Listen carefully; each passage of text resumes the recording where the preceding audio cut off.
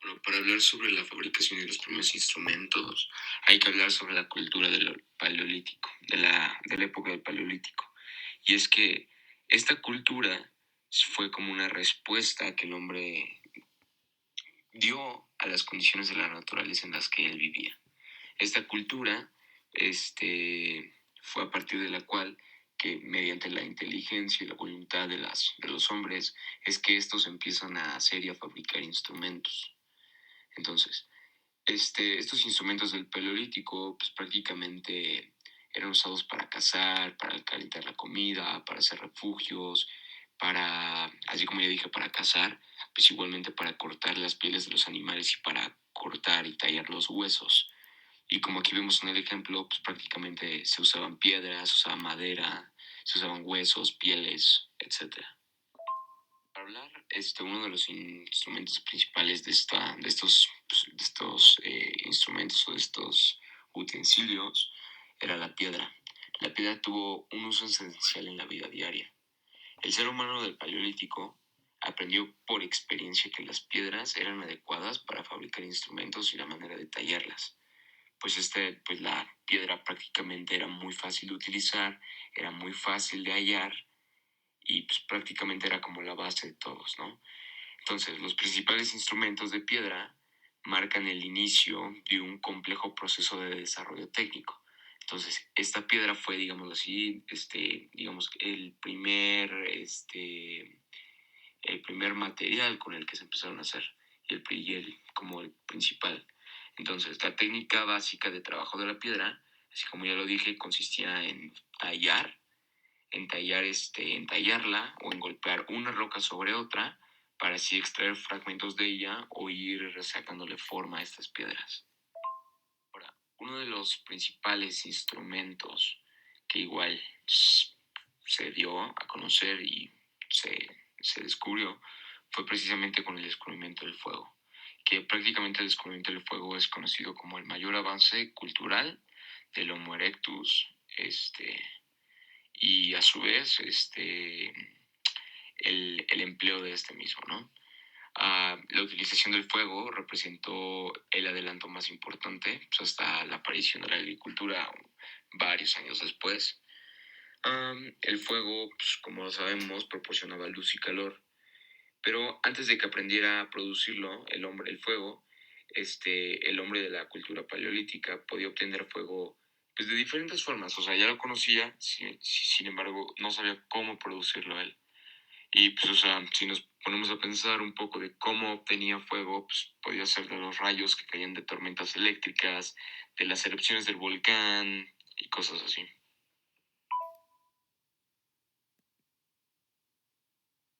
Ahora vamos a seguir con el siguiente bloque, que es del nomadismo al sedentarismo. Ok. Bueno, este cambio fue uno de los cambios más importantes en la historia de la humanidad, ya que hubo una modificación epistemológica completa en los ámbitos tanto culturales como sociales. Aquí se lleva a cabo la, la actividad, o bueno, el trastorno de los primeros hombres que pudieron dedicarse a otras actividades, y esto pues los llevó a inventar la escritura. Esta actitud nómada cambió luego de la llegada de los primeros instrumentos y tecnologías. Eh, los nómadas son personas que viven en el nomadismo. Esto quiere decir que es la movilización constante en busca de nuevas fuentes de alimentación, condiciones climáticas y favorables para su supervivencia. Aquí tenemos una imagen que son de los primeros sedentaristas, que aquí pues se puede ver cómo ya se establecen, ya forman sus colonias, ya forman sus cultivos, ya tienen actividades entre todos, ya quieren formar parte de un grupo. Ahora, los nómadas vivían principalmente de la caza y de la recolección de animales y frutos. Este método pues los obligaba a trasladarse continuamente en la búsqueda de más alimento, más agua, más vivienda. En cambio, el sedentarismo fue un proceso clave en la evolución del hombre, ya que como anteriormente se había comentado, aquí ya pues el humano ocupaba nuevas técnicas y recursos para habitar un solo lugar en la Tierra y no andar moviéndose de lado a lado. Y es por esto que esto se le reconoce como pues, un proceso súper clave para la evolución. Ahora, las diferencias entre nómadas y sedentarios es que los primeros viven en un territorio de forma temporal, es decir, los nómadas, mientras que los sedentarios se establecen en un lugar de manera permanente. Los nómadas tienen origen en África desde hace 100.000 años y los sedentarios, su origen es en Oriente Medio hace 10.000 años. Aquí pues el tipo de vivienda en los nómadas era ligera, fácil de desmantelar, hecha con ramas y pieles de animales. Por otro lado, los sedentarios, como podemos ver en la imagen, aquí está la estructura es robusta, hecha para soportar la intemperie. Es por eso que ponen pues, palmeras secas o hojas secas en el techo, para que así el agua no penetre y el sol tampoco.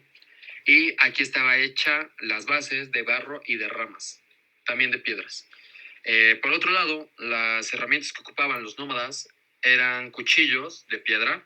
Y aquí en los sedentarios, a lo mejor no se puede ver bien en la imagen, pero aquí ya cuentan con distintas herramientas.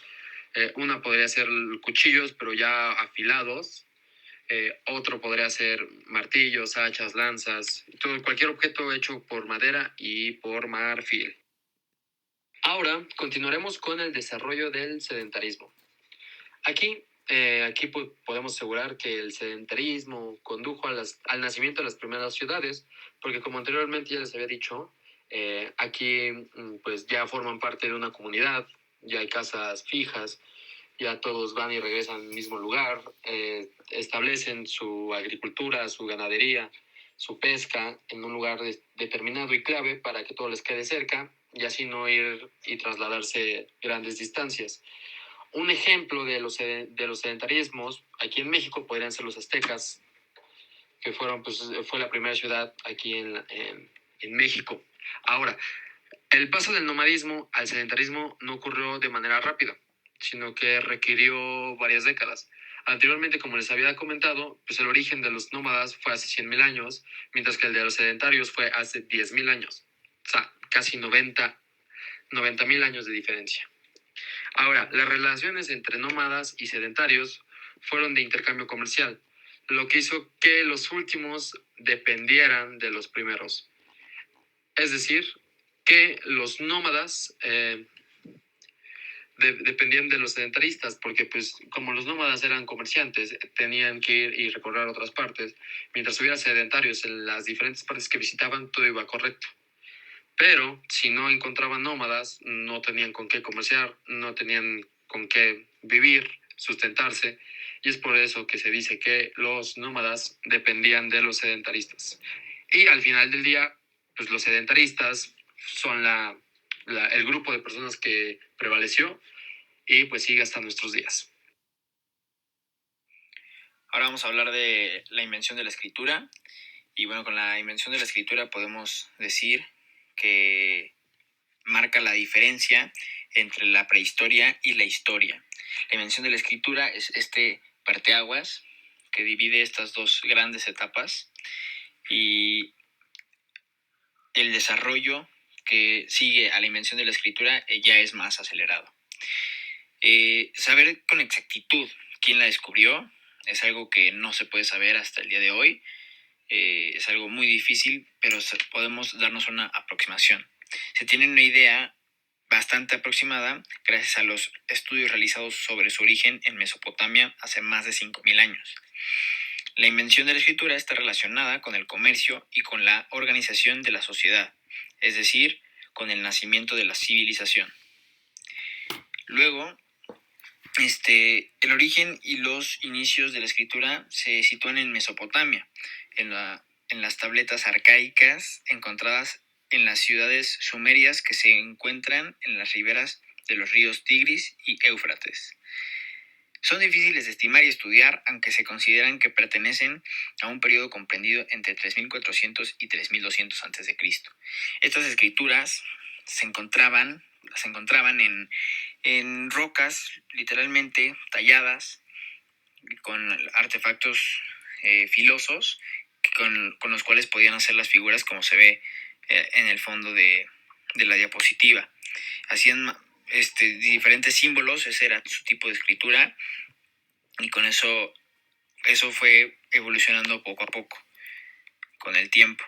Después, justo, ¿cómo se fue dando? Pues del año 30.000 a.C., las pinturas rupestres más antiguas conocidas tienen esta antigüedad. Es la primera forma de expresarse del ser humano en las paredes de las cuevas.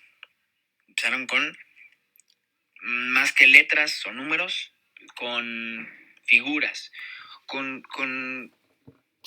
personas, con animales, distinto tipo de arte o manera de comunicarse que, repito, fue evolucionando. Luego de los años 5.000 a 4.000 a.C. aparecen los primeros sellos cilíndricos, que son una manera de identificar las mercancías. Graban diversos signos sobre tabletas de arcilla. Y por último, en los años 3.400 a 3.200 a.C., las tablillas más antiguas encontradas con inscripciones cuneiformes fueron en la ciudad de Uruk. Luego aparecen en otras ciudades de Sumeria. Y en esta última diapositiva podemos apreciar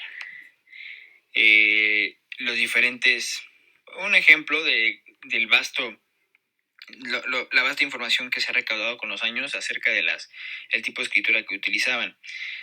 Usaban este tipo de palitos o de curvaturas para simbolizar, dependiendo del caso, qué número era el que se referían. Entonces, en el año 3000 a.C., primeros números en yacimientos de Susa y Uruk. Después, en el año 1900 a.C., fueron los primeros manuscritos en el Valle de Indo. Y luego en el año 1700 a.C. empieza a desarrollarse la escritura china durante la dinastía Shang. Y por último, en el año 1300 a.C. es la aparición del primer alfabeto completo de Ugarit. Solo falta que los fenicios lo perfeccionen y que los griegos le pongan las vocales. Y pues bueno, espero haber sido de ayuda. Nosotros somos Diego Alarcón, Carlos Murguía y Mauricio Vieira. Gracias.